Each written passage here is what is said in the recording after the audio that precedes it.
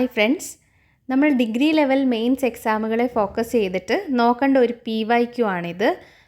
Police ഡിപ്പാർട്ട്മെൻറ്റിലേക്ക് നടന്ന administrative അസിസ്റ്റൻറ്റിൻ്റെ എക്സാമിൻ്റെ question പേപ്പറാണ്. ഡിഗ്രി ലെവൽ എക്സാമുകൾക്ക് വരാൻ സാധ്യതയുള്ള തരം ചോദ്യങ്ങളാണ് ഈ ചോദ്യപേപ്പറിലുള്ളത്. അപ്പോൾ നമുക്ക് PYQ ഡീകോഡ് സീരീസിലേക്ക് പോകാം. ആദ്യത്തെ PYQ ആണ് ഈ സീരീസിലെ നമുക്കിങ്ങനെ. ഇതൊരു ഡിഗ്രി ലെവൽ എക്സാം ആയതുകൊണ്ട് തന്നെ മലയാളത്തിലും ഇംഗ്ലീഷിലും ചോദ്യങ്ങൾ കൊടുത്തിട്ടുണ്ട്. മലയാളം വേർഷനാണ് ഞാനിവിടെ പറയുന്നത്.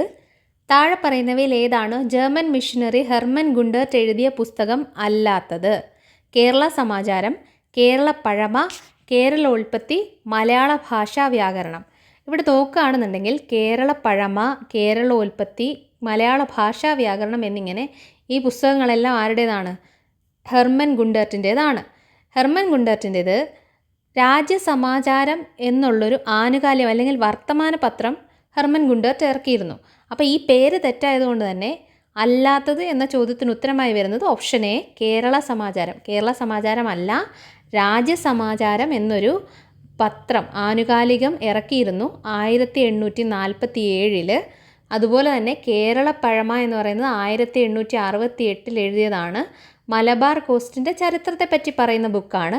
കേരളോൽപ്പത്തിയും 1843 ഹെർമൻ ഗുണ്ടർട്ട് തന്നെ എഴുതിയ കേരളത്തിൻ്റെ ട്രഡീഷൻ, ഒറിജിനും ഹിസ്റ്ററിയും ഒക്കെ പറ്റിയുള്ളൊരു ബുക്കാണ്. അതുപോലെ തന്നെ മലയാള ഭാഷാ വ്യാകരണവും ഹെർമൻ ഗുണ്ടർട്ട് 1859 എഴുതിയ മലയാള ഭാഷയുടെ ഗ്രാമറുമായിട്ട് ബന്ധപ്പെട്ടൊരു ബുക്കാണ്. അപ്പോൾ ഓപ്ഷൻ എ ആണ് ഇവിടെ ഹെർമൻ ഗുണ്ടർട്ടിൻ്റെ ബുക്കല്ലാത്തത്. 1615 കോഴിക്കോട് സന്ദർശിച്ച ആദ്യത്തെ ഇംഗ്ലീഷുകാരൻ ആരാണ്? Ralph Fitch, captain Rudolph, captain William Keeling, admiral Nelson. ഇവിടെ കൃത്യമായിട്ട് വർഷം ഉൾപ്പെടെ കൊടുത്തിട്ടുണ്ട്. 1615 കോഴിക്കോട് സന്ദർശിച്ച ഇംഗ്ലീഷുകാരൻ ക്യാപ്റ്റൻ വില്യം കീലിംഗ് ആണ്. റാൽഫ് ഫിച്ച് കോഴിക്കോട് സന്ദർശിച്ചിട്ടുണ്ടെങ്കിലും അതിനു മുൻപ് ഒരു 1583-91 കാലഘട്ടങ്ങളിലൊക്കെയാണ് റാൽഫ് ഫിച്ച് കോഴിക്കോട് സന്ദർശിച്ചിട്ടുള്ളത്. അതുപോലെ തന്നെ അഡ്മിറൽ നെൽസൺ പിന്നീട് ലേറ്ററായിട്ട് സന്ദർശിച്ച ഒരാളാണ്. റുഡോൾഫ് ഈ ഓപ്ഷനിൽ വരുന്നില്ല, അദ്ദേഹം അവിടെ സന്ദർശിച്ചതായിട്ടൊരു രേഖകളിലും പറയപ്പെടുന്നില്ല. സ്വാതന്ത്ര്യ സമരകാലത്ത് ലണ്ടനിലെ ഇന്ത്യൻ ഓഫീസിലെ ഉദ്യോഗസ്ഥനായിരുന്ന കേഴ്സൺ വില്ലിയുടെ ഇന്ത്യാവിരുദ്ധ പ്രവർത്തനങ്ങൾക്കെതിരായ പ്രതിഷേധമായി അദ്ദേഹത്തെ വധിച്ചതാരാണ്? പ്രഫുല്ല ചക്കി, ML ദിങ്ര, ഖുദിറാം ബോസ്, ശ്യാംജി കൃഷ്ണവർമ്മ. അപ്പോൾ കേഴ്സൺ വില്ലിയുടെ വധത്തിൻ്റെ പിന്നിലുള്ളത് ആരാണെന്നാണ് ചോദ്യം. മദൻലാൽ ദിങ്ര അല്ലെങ്കിൽ ML ദിഗ്രയാണ് അതിൻ്റെ പിന്നിലുള്ളത്. അപ്പോൾ 1909 ലണ്ടനിൽ വെച്ചാണ് ഈ കേഴ്സൺ വില്ലിനെ വധിക്കുന്നത് മദൻലാൽ ദിങ്ര.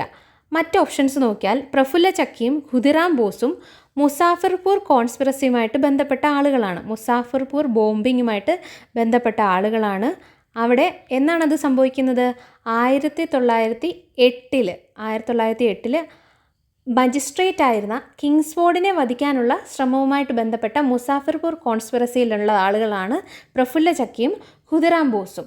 അതേപോലെ തന്നെ ശ്യാംജി കൃഷ്ണവർമ്മ ഇന്ത്യ ഹൗസ് സ്ഥാപിച്ചതിൽ, എവിടെ? ലണ്ടനിൽ ഇന്ത്യ ഹൗസ് സ്ഥാപിച്ചത് അദ്ദേഹമാണ്. അതേപോലെ തന്നെ അതുമായി ബന്ധപ്പെട്ടുള്ള അദ്ദേഹത്തിൻ്റെ ജേണലായിരുന്നു, അദ്ദേഹം പുറത്തിറക്കിയ ജേണലായിരുന്നു ഇന്ത്യൻ സോഷ്യോളജിസ്റ്റ് എന്ന് പറയുന്നത്.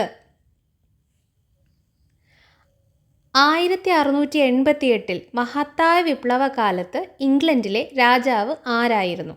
ഒലിവർ ക്രോംവെൽ, ചാൾസ് രണ്ടാമൻ, ഓറഞ്ചിലെ വില്യം, ജെയിംസ് രണ്ടാമൻ. ഇവിടെ 1688 മഹത്തായ വിപ്ലവകാലത്ത് ഗ്ലോറിയസ് റവല്യൂഷൻ്റെ സമയത്ത് ജെയിംസ് രണ്ടാമനായിരുന്നു രാജാവായിട്ട് ഉണ്ടായിരുന്നത്. ഒലിവർ ക്രോംവെല് ലോർഡ് പ്രൊട്ടക്ടർ എന്ന നാമത്തിൽ 1653 തൊട്ട് 1658 വരെ ആയിരുന്നു ഇംഗ്ലണ്ട് ഭരിച്ചുകൊണ്ടിരുന്നത്. അതിനുശേഷം നമ്മുടെ രാജഭരണം പുനഃസ്ഥാപിച്ചുകൊണ്ട് ചാൾസ് രണ്ടാമൻ അധികാരമേൽക്കുന്നു 1660 തൊട്ട് 1685 വരെ.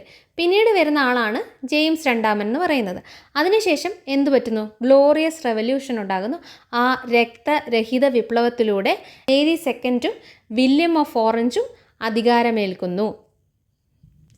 അമേരിക്കൻ സ്വാതന്ത്ര്യ സമരത്തിന് ശേഷം സ്വാതന്ത്ര്യ പ്രഖ്യാപനം ആരാണ് തയ്യാറാക്കിയത്? George Washington, Thomas Jefferson, James Madison, Alexander Hamilton. ഇവിടെ നോക്കുകയാണെന്നുണ്ടെങ്കിൽ ഈ ഡ്രാഫ്റ്റ്, അതായത് സ്വാതന്ത്ര്യ പ്രഖ്യാപനം തയ്യാറാക്കിയത് തോമസ് ജെഫേഴ്സൺ ആണ്. ജൂൺ 1776 അദ്ദേഹം ഇത് തയ്യാറാക്കുന്നത്. ജോർജ് വാഷിങ്ടൺ ആരാണ്? കമാൻഡർ ഇൻ ചീഫ് ആയിരുന്നു.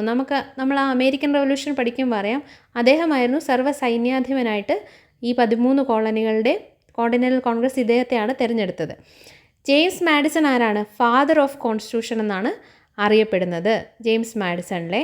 അതേപോലെ അലക്സാണ്ടർ ഹാമിൽട്ടൺ എന്ന് പറയുന്നത് ഫൗണ്ടിങ് ഫാദേഴ്സിൽ ഒരാളായിരുന്നു. 2024 ഒളിമ്പിക് ഗെയിംസിൻ്റെ ഉദ്ഘാടന ചടങ്ങിന് വേദിയായ നദി ഏതാണ്? റൈൻ നദി, ലോയർ നദി, സാവോൺ നദി, സീൻ നദി. സീൻ നദിയാണ് ഇതിൻ്റെ ആൻസറായിട്ട് വരുന്നത്. ഈ സെയിൻ നദി ഫ്രാൻസിലാണ്, നോർത്തേൺ ഫ്രാൻസിലാണ് ലൊക്കേറ്റ് ചെയ്തിരിക്കുന്നത്. ആധുനിക ഒളിമ്പിക്സിൻ്റെ ചരിത്രത്തിലെ ആദ്യമായിട്ട് ഒരു പ്രോപ്പർ സ്റ്റേഡിയത്തിന് പുറത്ത് നടക്കുന്ന ഒരു ഒളിമ്പിക്സിൻ്റെ ഓപ്പണിംഗ് സെറിമണി ആയിരുന്നു 2024 ഒളിമ്പിക് ഗെയിംസ് എന്ന് പറയുന്നത്. സിഗ്നൽ ശക്തിയിലെ വ്യത്യാസങ്ങളോടുള്ള റിമോട്ട് സെൻസിംഗ് ഡിറ്റക്ടറിൻ്റെ സംവേദനക്ഷമത ഇനി പറയുന്ന സെൻസർ സവിശേഷതകളിൽ ഏതാണ്? Spectral resolution, spatial resolution, radiometric resolution, താൽക്കാലിക റെസല്യൂഷൻ. നമ്മളോട് ചോദിച്ചിരിക്കുന്നത് റിമോട്ട് സെൻസിംഗ് ഡിറ്റക്ടർ സിഗ്നൽ സ്ട്രെങ്തിലുള്ള, അതിൻ്റെ സിഗ്നലിൻ്റെ ശക്തിയിലുള്ള വ്യത്യാസത്തെ, അതിനെ സെൻസ് ചെയ്യുന്നതിനെ എന്ത് പേരിലാണ് അറിയപ്പെടുന്നതെന്നാണ് ചോദ്യം. അതിൻ്റെ ഉത്തരം വരുന്നത് റേഡിയോമെട്രിക് റെസല്യൂഷനാണ്. മറ്റ് ഓപ്ഷൻസ് നോക്കാം. സ്പെക്ട്രൽ റെസല്യൂഷൻ എന്ന് പറഞ്ഞു കഴിഞ്ഞാൽ ഒരു സെൻസറിന് ഒരു particular band of wave length, ഒരു പർട്ടിക്കുലർ തരംഗ ദൈർഘ്യമുള്ള വേവ് ലെങ്ത് ബാൻഡിനെ ആയിരിക്കും എന്ത് ചെയ്യാൻ പറ്റുന്നത്? ഡിറ്റക്റ്റ് ചെയ്യാൻ പറ്റുന്നത്. അതിനെയാണ് അതിൻ്റെ സ്പെക്ട്രൽ റെസല്യൂഷൻ എന്ന് പറയുന്നത്. സ്പേഷ്യൽ റെസല്യൂഷൻ എന്ന് പറഞ്ഞാൽ ഒരു പർട്ടിക്കുലർ സെൻസറിന് ഒരു ഭൂമിയിലിരിക്കുന്ന ഒരു വസ്തുവിനെ ഏറ്റവും കുറഞ്ഞത് എത്ര പിക്സലിൽ കാണിക്കാൻ പറ്റും എന്നുള്ളതിനെയാണ് അതിൻ്റെ സ്പേഷ്യൽ റെസല്യൂഷൻ എന്ന് പറയുന്നത്. ഇനിയും ടെമ്പറൽ റെസല്യൂഷൻ അല്ലെങ്കിൽ താൽക്കാലിക റെസല്യൂഷൻ എന്ന് പറയുന്നത് ഒരു ഉപഗ്രഹം ഒരു പർട്ടിക്കുലർ പ്ലേസിൽ കറങ്ങി തിരിച്ച് ആ സ്ഥലത്ത് തന്നെ തിരിച്ചെത്തുന്ന സമയം, റീവിസിറ്റ് ചെയ്യുന്ന സമയം. ഒരു ഉപഗ്രഹം ഒരു പർട്ടിക്കുലർ പ്ലേസിനെ റീവിസിറ്റ് ചെയ്യാൻ എടുക്കുന്ന സമയത്തെയാണ് ടെമ്പറൽ റെസല്യൂഷൻ എന്ന് പറയുന്നത്. മധ്യ ഉയര മേഘങ്ങൾക്ക് 2 to 8 കിലോമീറ്റർ താഴെ പറയുന്ന ജോഡികളിൽ ഏതാണ് ശരി?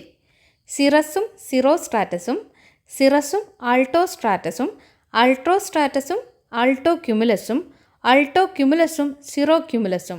മീഡിയം ഹൈറ്റിലുള്ള മധ്യ ഉയര മേഘങ്ങളുടെ പേര് അൾട്ടോ എന്ന് തുടങ്ങുന്നതിലായിരിക്കും. അതുകൊണ്ട് തന്നെ ആൾട്ടോസ്ട്രാറ്റസും ആൾട്ടോക്യുമുലസുമാണ് ഇവിടെ എക്സാമ്പിളായിട്ട് വരുന്നത്. സിറസ് എന്ന് തുടങ്ങുന്നത് ഹൈ ലെവൽ ക്ലൗഡുകളാണ്, അതായത് നല്ല ഉയരത്തിലുള്ള ക്ലൗഡുകളാണ് സിറസ് എന്ന് സ്റ്റാർട്ട് ചെയ്യുന്നത്. അതുകൊണ്ട് തന്നെ ബാക്കിയുള്ള പേരുകളൊന്നും വരില്ല. പിന്നെ ലോ ലെവൽ ക്ലൗഡുകളെ അങ്ങനെ റെപ്രസെൻ്റ് ചെയ്യുന്ന പ്രത്യേകിച്ച് പ്രിഫിക്സ് ഒന്നുമില്ല. ഞാൻ പറഞ്ഞു ഹൈക്ക് സിറസും, ഒരു മീഡിയം ഹൈറ്റിൽ നിൽക്കുന്നതിനെ അൾട്ടോ വെച്ചായിരിക്കും സ്റ്റാർട്ട് ചെയ്യുന്ന മേഘത്തിൻ്റെ പേരിടുമ്പോൾ. ധൗളാധർ ശ്രേണി ഹിമാലയത്തിലെ ഏത് ഡിവിഷനുമായി ബന്ധപ്പെട്ടിരിക്കുന്നു? സോ ട്രാൻസ് ഹിമാലയങ്ങൾ, മധ്യ ഹിമാലയങ്ങൾ, ശിവാലിക് ഹിമാലയങ്ങൾ, ഗ്രേറ്റർ ഹിമാലയങ്ങൾ. ധൗളാധർ റേഞ്ച് ഏത് ഹിമാലയത്തിൻ്റെ ഭാഗമാണെന്നാണ് ചോദ്യം. മിഡിൽ ഹിമാലയ അല്ലെങ്കിൽ മധ്യ ഹിമാലയത്തിൻ്റെ ഭാഗമായിട്ടാണ് ധൗളാധർ റേഞ്ചിനെ നമുക്ക് കാണാൻ പറ്റുന്നത്. ഇതിനെ മിഡിൽ ഹിമാലയ അല്ലെങ്കിൽ ലെസർ ഹിമാലയ എന്നൊക്കെ വിളിക്കാറുണ്ട്. ട്രാൻസ് ഹിമാലയത്തിൻ്റെ ഭാഗമാണ് കാരക്കോറം, ലഡാക്കൊക്കെ. ഖാണ്ടക് നദീ പദ്ധതി സംയുക്തമായി നടപ്പിലാക്കുന്നത് ഇനി പറയുന്ന സംസ്ഥാനങ്ങളിൽ ഏതാണ്? ബീഹാറും ഉത്തർപ്രദേശും, രാജസ്ഥാനും മധ്യപ്രദേശും, ആന്ധ്രാപ്രദേശും കർണാടകയും, പഞ്ചാബ്, ഹരിയാന, രാജസ്ഥാൻ. ഇതിൽ ഗാണ്ടക് എന്ന് പറഞ്ഞാൽ ഗംഗയുടെ ഒരു ട്രിബ്യൂട്ടറിയാണ്, ഗംഗാ നദിയുടെ ഒരു ട്രിബ്യൂട്ടറിയാണ്. നമ്മൾക്ക് ഗംഗാ ഡ്രെയിനേജ് സിസ്റ്റം അറിയാമെങ്കിൽ ഏകദേശം അത് ഒഴുകുന്ന സംസ്ഥാനങ്ങൾ നോക്കുകയാണെങ്കിൽ നിങ്ങൾക്കറിയാം ഈ രാജസ്ഥാനിലൂടെയൊന്നും ഒരിക്കലും ഗംഗാ നദിയൊന്നും ഒഴുകുന്നില്ല. അപ്പോൾ നമുക്കിത് കട്ട് ചെയ്യാം. അതുപോലെ തന്നെ ഈ സിയിൽ പറയുന്നതൊക്കെ രണ്ടും എന്താണ്? സൗത്ത് ഇന്ത്യൻ സ്റ്റേറ്റ്സ് ആണ്. അപ്പോൾ ഇവിടെ പിന്നെ ബാക്കി വരുന്ന പേര് ഏതാണ്? ഓപ്ഷൻ എ ആണ്. ബീഹാറും ഉത്തർപ്രദേശുമാണ് ശരിയായിട്ടുള്ളത്. കേരളത്തിലെ താഴെ പറയുന്ന ഏത് ജില്ലകളിലാണ് മേസ ഭൂരൂപങ്ങൾ നന്നായി വികസിപ്പിച്ചെടുത്തിരിക്കുന്നത്. കണ്ണൂർ, കാസർഗോഡ്, വയനാടും ഇടുക്കിയും പത്തനംതിട്ടയും തിരുവനന്തപുരവും കൊല്ലവും. കേരളത്തിലെ ലാറ്ററൈറ്റ് മേസ ഭൂരൂപങ്ങൾ കാണുന്നത് കണ്ണൂർ, കാസർഗോഡ് ജില്ലകളിലാണ്.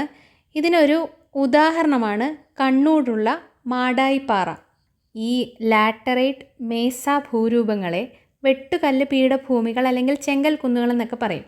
വെതറിങ് മൂലം വലിയ റോക്സ് ഏകദേശം മുകൾ ഭാഗം മേശ പോലെ പരന്നും ഇങ്ങനെയൊക്കെയുള്ള ഭൂരൂപങ്ങൾ ഉണ്ടാകുന്നതിനെയാണ് ലാറ്ററൈറ്റ് മേസ ഭൂരൂപങ്ങൾ എന്ന് പറയുന്നത്. അടുത്തിടെ ഇന്ത്യൻ പ്രധാനമന്ത്രി ഏത് സംസ്ഥാനത്താണ് ബഞ്ചാര വിരാസത്ത് മ്യൂസിയം ഉദ്ഘാടനം ചെയ്തത്? മധ്യപ്രദേശ്, മഹാരാഷ്ട്ര, ഒഡീഷ, ഛത്തീസ്ഗഡ്. ബഞ്ചാരാസ് എന്ന് പറയുന്നത് ഒരു നൊമേഡിക് ട്രൈബൽ കമ്മ്യൂണിറ്റിയാണ്. മഹാരാഷ്ട്രയിലാണ് ഇങ്ങനെയൊരു മ്യൂസിയം ഉദ്ഘാടനം ചെയ്തത്.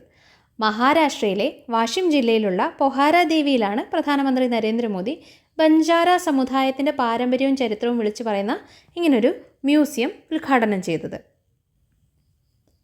ഒന്നാം പഞ്ചവത്സര പദ്ധതി അടിസ്ഥാനമാക്കിയുള്ള മാതൃക solo model, Mahalanobis model, Rostow model ഇവയൊന്നുമല്ല.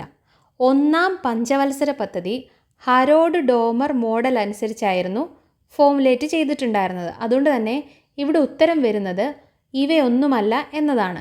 അതുപോലെ തന്നെ രണ്ടാം പഞ്ചവത്സര പദ്ധതി മഹലനോബിസ് മോഡൽ അനുസരിച്ചാണ് എന്ത് ചെയ്തിരിക്കുന്നത്? ഫോമുലേറ്റ് ചെയ്തിരിക്കുന്നത്.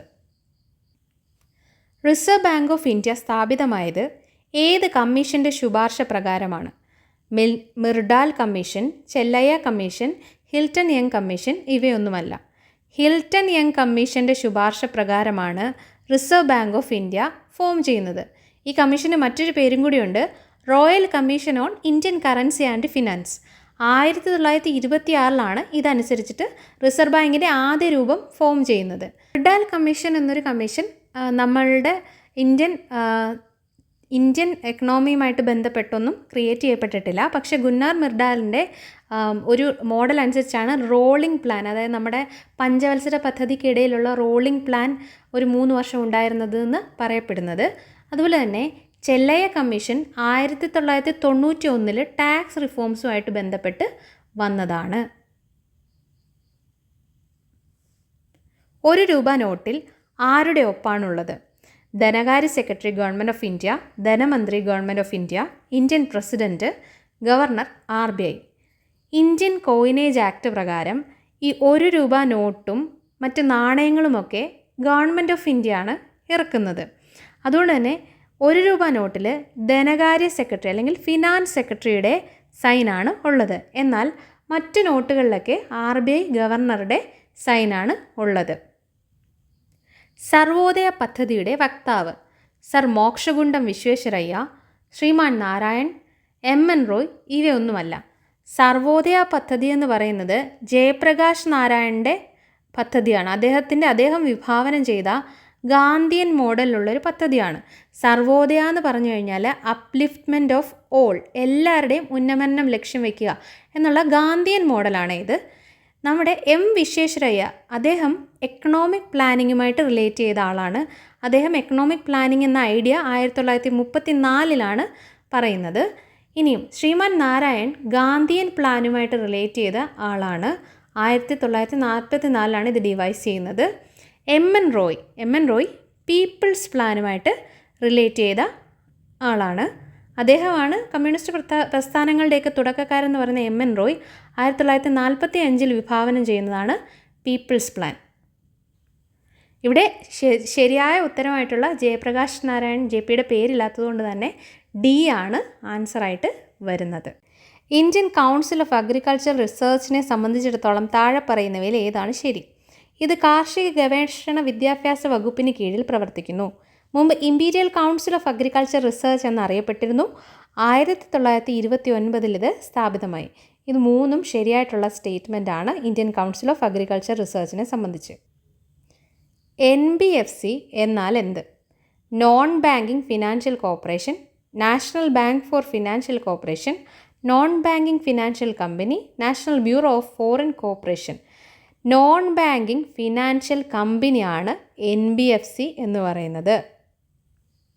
ഏത് ഭരണഘടനാ ഭേദഗതിയാണ് മിനി കോൺസ്റ്റിറ്റ്യൂഷൻ എന്ന് വിളിക്കപ്പെടുന്നത്? നമുക്ക് എല്ലാവർക്കും അറിയാവുന്നതാണ്. 42nd അമെൻമെൻറ്റ് 1976 മിനി കോൺസ്റ്റിറ്റ്യൂഷൻ എന്ന് വിളിക്കപ്പെടുന്നത്. 56ാം ഭേദഗതി എന്തുമായിട്ട് ബന്ധപ്പെട്ടതാണ്? റൈറ്റ് ടു എഡ്യൂക്കേഷനുമായിട്ട് ബന്ധപ്പെട്ടതാണ്. 73ാമത് ഭേദഗതിയോ പഞ്ചായത്ത് രാജ് ഇൻസ്റ്റിറ്റ്യൂഷൻസുമായിട്ട് ബന്ധപ്പെട്ടതാണ്. അതുപോലെ തന്നെ 44ാം ഭേദഗതി എന്ന് പറഞ്ഞു കഴിഞ്ഞാൽ റൈറ്റ് ടു പ്രോപ്പർട്ടി എന്ത് ചെയ്തു? റിപ്പീൽ ചെയ്തു, എടുത്തു മാറ്റി. അത് ഫണ്ടമെൻ്റൽ റൈറ്റിന് പകരം ലീഗൽ റൈറ്റായിട്ട് 300A ചേർത്തു. ഇന്ത്യയുടെ ഏത് പ്രദേശത്ത് താമസിക്കുവാനും സ്ഥിര താമസമാക്കുവാനുള്ള സ്വാതന്ത്ര്യം ഇനി പറയുന്നവയിലൂടെ നൽകുന്നു? നോക്കൂ, താഴെ കൊടുത്തിരിക്കുന്ന ഓപ്ഷൻസ് മുഴുവനും റൈറ്റ് ടു ഫ്രീഡത്തിൻ്റെ സബ് ക്ലോസുകളാണ്. ഇതിലേത് സബ് ക്ലോസ് ആണ്? ആർട്ടിക്കിൾ 1 ക്ലോസ് ഇയിലാണ് എന്ന് പറഞ്ഞിരിക്കുന്നത് ഇന്ത്യയിലെ ഏത് പ്രദേശത്ത് റിസൈഡ് ചെയ്യുവാനും സെറ്റിൽ ചെയ്യുവാനുള്ള ഫ്രീഡം നൽകുന്നത്. മറ്റ് ആർട്ടിക്കിൾസ് നോക്കിയാലോ, മറ്റ് ഓപ്ഷൻസ് നോക്കിയാൽ ഇത് right to assemble freely without any arms. അതുപോലെ തന്നെ ഓപ്ഷൻ സി എന്ത് ചെയ്തു? റിപ്പീൽ ചെയ്ത് കളഞ്ഞതാണ്, പ്രോപ്പർട്ടിയുമായിട്ട് റിലേറ്റ് ചെയ്തതായിരുന്നു. ഇവിടെ 19 ക്ലോസ് 1D എന്ന് പറഞ്ഞാൽ എന്താണ്? മൂവ് ഫ്രീലി, ഫ്രീ ആയിട്ട് മൂവ് ചെയ്യാനുള്ള റൈറ്റ് ടു ഫ്രീഡത്തിലെ റൈറ്റാണ്. ബാക്കി ചോദ്യങ്ങൾ നമുക്ക് അടുത്ത വീഡിയോയിൽ ഡിസ്കസ് ചെയ്യാം.